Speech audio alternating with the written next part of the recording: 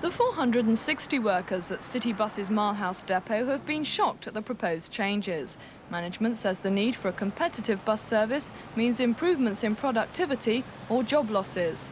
The union claims savings aren't necessary because after only a year, Citybus is already breaking even.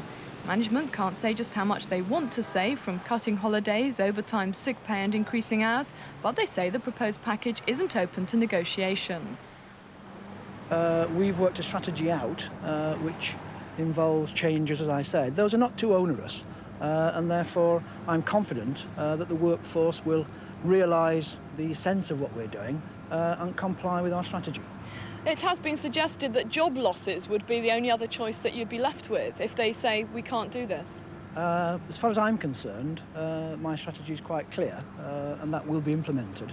If there is an alternative, you're quite right. That alternative is to operate a less dense bus service, which I'm not prepared to do, and have something like 70 redundancies, which again, I'm not prepared for that because there is scope within our plans for that not to happen. You say it will be implemented. Does that mean you're not prepared to discuss it at all? I'm prepared to discuss it, but as I said, it will be implemented. Workers won't disrupt bus services, so they're planning a mass meeting for Sunday morning. They're furious about the management's uncompromising attitude, and unions say the deal is tantamount to blackmail.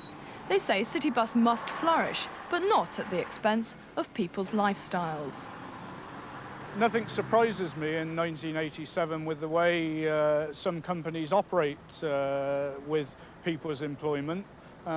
We've got to recognise that, and we certainly recognise that people do have everyday needs. They need to maintain their standards of